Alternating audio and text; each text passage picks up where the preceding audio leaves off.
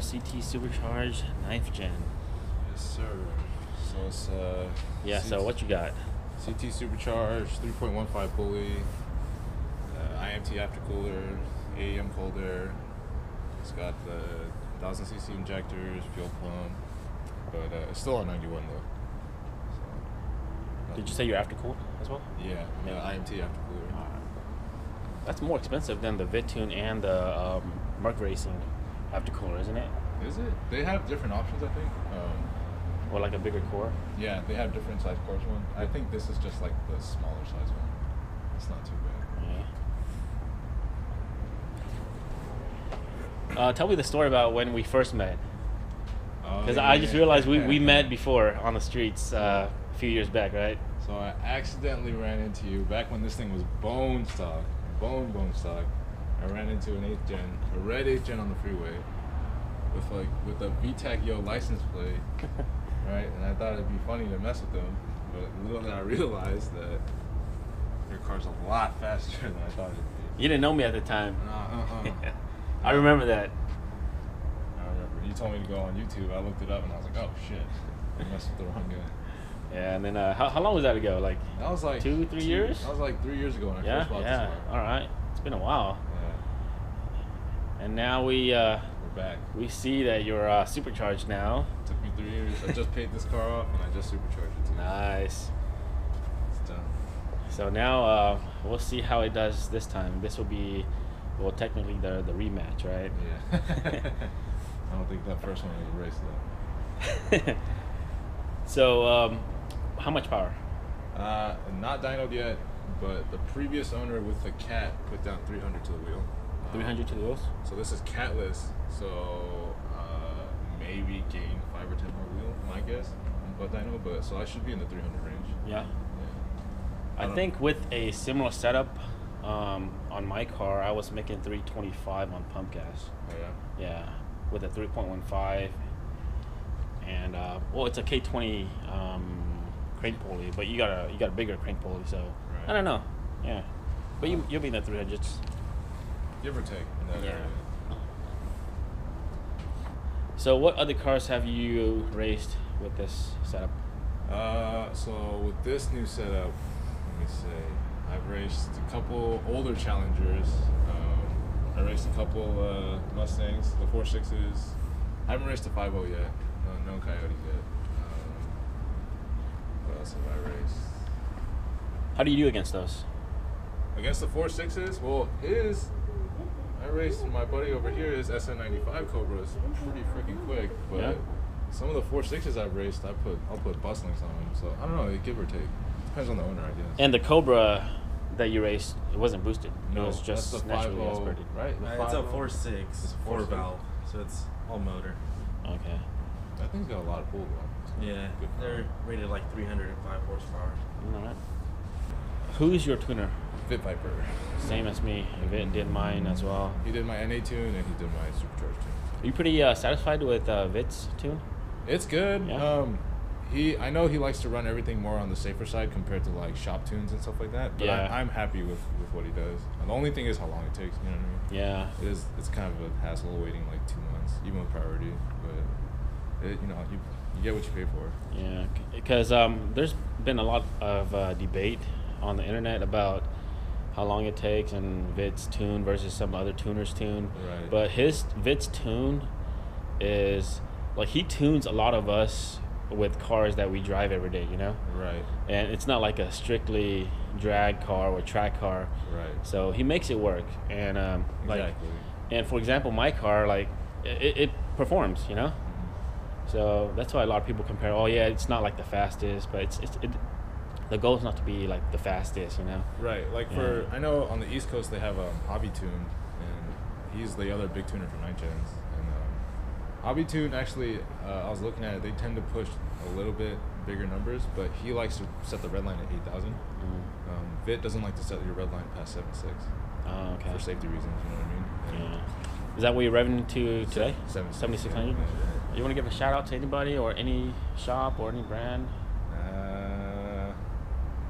Not full race because they didn't warranty my freaking downpipe after it cracked twice. But Oh, did it? Nah. Is that a known situation or issue with? It's actually a 9th gen issue. Yeah? It's just we just crack downpipes no matter what you do. Even with motor mounts? Yeah. Oh wow. You get the stiffest motor mount you can, and it's so bad. Oh, It's just a shit. design flaw from the car.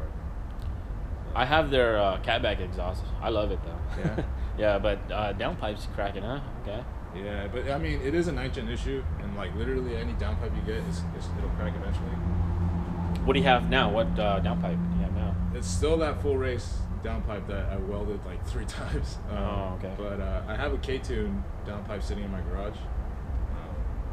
Where does it crack at? This one actually, so full race actually has 2 different downpipes because the 1st gen, I have the 1st gen one. Those crack so much that they made like a V2, a 2nd gen. And the 1st gen one cracks literally right after it leaves the manifold or the exhaust manifold, like literally 1 inch back. Is it the flange? Yeah. Oh, okay. It cracked before the O2 sensor. It Hmm. cracked really high up, pretty much. The moment it comes out of the engine. Okay. Oh, all right. Well, that sucks. So the V2 they switched to like a cast iron bell housing, right? Because our exhaust manifold is just one giant bell, and they switched to that. So what happens is the cast iron holds, but now they weld it to like a aluminum piping, and it cracks right there now. So no matter what, you can't avoid it. So the V2 still cracks. Yeah, they both crack still. You just can't avoid it. It's just a 9th gen issue. You gotta live with that. What about other downpipes? Do they crack as well? All the homework I've been through? I got the K-tune one because the K-tune one doesn't crack, but it'll leak. So Oh wow. Okay. I mean, I guess I'm happy with it leaking because with the K-tune one, it bolts together. So because it bolts together, it has that room to wiggle. It doesn't really crack. It just kind of leaks a little bit. The other one, since it's all welded together, they crack eventually. Okay. So that was my reasoning. I know it's gonna leak, but I'd rather it leak than have crack and weld it. Oh yeah. Well, that does suck. You know. Yeah. All right. So track times. What do you think you'll do? If I don't snap an axle, I don't know. Honestly, I've only taken this thing to track twice, and I'm not too experienced with the whole The whole launching and all that. Yeah, but we'll see. Yeah, it takes some practice, man. Especially now that you're boosted with so much more power, more torque. Right. Yeah, it takes some getting used to at the track. Probably be sitting there spinning tire for Yeah, well, with these tires, you will. Yeah, for sure. Yeah. But then if I upgrade, then I'll start snapping axles and stuff. So. Well, I'm still on the stock axles. Are like you? Factory from when it was built. Yeah, I'm still on the same axles. You never snapped it or No. bent an axle? Nothing? And I launch at 7,500. No shit. Yeah. On your slicks too. Yeah, on my racing slicks. Yeah, full racing slicks. So, like, if you do it well, your axles will be fine. But if you don't know what you're doing, and yeah, you could definitely snap those axles. Yeah, but a lot of people are surprised. Like, I'm still on my stock axles, so. Right. But then, like, I've had friends who had insane shafts. Well, like they're rated for like 500 wheel horsepower and like a whole bunch of torque, and they still break their axles. So it's more of a, I guess, How you drive it. yeah, how you actually launch your car, how you actually drive it. Because even Javi, when he was NA, he took his car to the track and he warped an axle. Oh yeah, okay. But yeah. he had slicks on him. He launched it at like 7,000 or something. Like that. Yeah. Do you have You want to check it out? Yeah. Yeah. You have wideband and everything? Nope. All the only gauge that I have is my boost gauge. Really? No wideband? No. Have you ever considered getting one?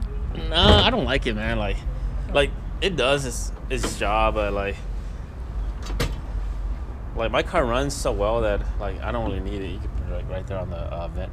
Oh, right here. okay. Yeah. Oh, right, because it's Yeah, like the holes right there, but yeah. So how much do you know about my car? a decent amount. So, damn, you got a lot done. What? You have the Vit Viper aftercooler, or? Yeah, it's the Vit Viper aftercooler. This is the snout. That's the inlet piece from Vit. It's just wider, right? Or is it shaped better? Or It's straight. It's straight flow. Instead of the Yeah. crooked, right? Our inlet, like the stock CT inlet, is so restrictive.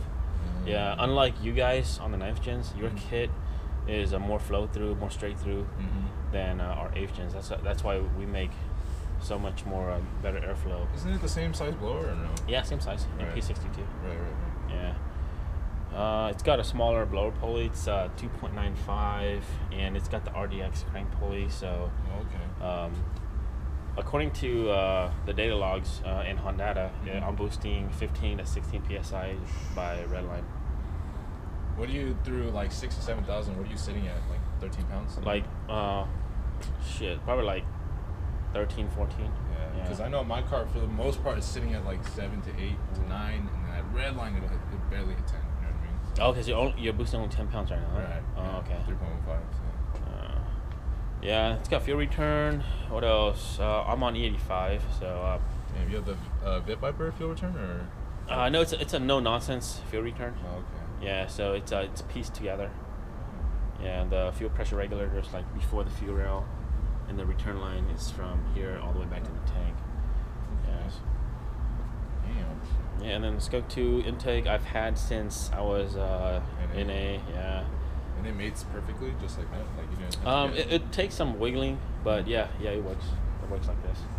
Yeah, it's supposed to come out like this because the stock RBC manifold it slightly goes upward like this. That's what I was thinking. Yeah. Did you have to get like a different piece right here? Or? No, same piece.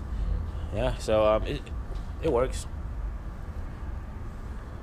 It's the 3.5 inch intake. That's what it looks like. Yes, it is. It's 3.5 inch. Heads was just rebuilt. Are you ever gonna build a motor or no? I don't know. It's everyone's question on it. Yeah, probably not. Really? Because you've done everything you can, pretty much. Yeah, I don't want to do anything else, anything more to this car. That's why. Like, it runs well as it sits right now. Mm-hmm. It's quick, it's fast. So like, I don't really want to do anything else to it. Like, I want to get into something else. That's why I was looking at the Civic Type R. I want to start fresh with that one and see what I can do with that one. And this one, I would just want to leave it as is. If you got a Type R, would you keep this? Or? Yeah, definitely. I'm gonna keep this forever. Yeah. Yeah, keep this one forever. Give this to your son one day, or? Yep, probably pass it down. Yeah. Family heirloom. Yeah, but I love this car. I've had it when it was new back in 08. With it was 87 miles. That's when I drove off the Honda. Yeah, I bought this thing with 13 miles. Oh, yeah? Yeah, so like it's just a piece of equipment, but then like it means a lot to me. Right. Yeah. No, I know that.